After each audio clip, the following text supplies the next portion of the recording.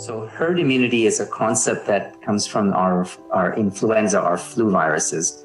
And in fact, from other viral outbreaks that we have. The concept is that in order to, if you remember earlier, I had mentioned that the propensity for a virus to persist or propagate is dependent on a couple of factors. And one of this is this level of immunity within the population, which we term herd immunity. So as a general statement, children, which is, I just wanted to mention this piece because it hasn't come up yet, that the one, shall we say, saving grace in this pandemic so far has been that children have not been severely affected by this virus. And that's actually really a reassuring piece for all of us that have kids.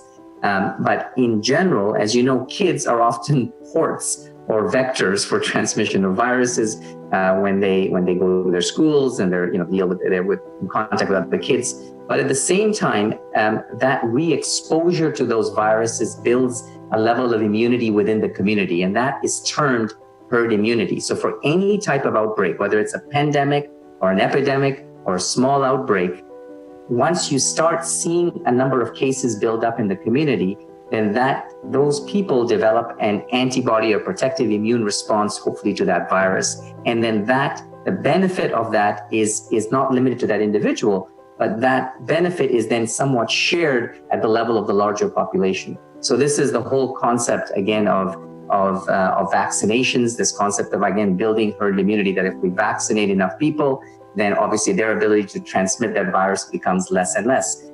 The other way is to get natural infection and build what we call herd immunity. So it's really just building immunity within the population, which is really, really important to reduce that, to flatten out that curve, whether we're talking about epidemics or pandemics. And so I'm not telling you that large numbers of outbreaks are a good thing, but the good news in this disease is that if 95% of people end up with little to no symptoms, then those people are now building some herd immunity within that community.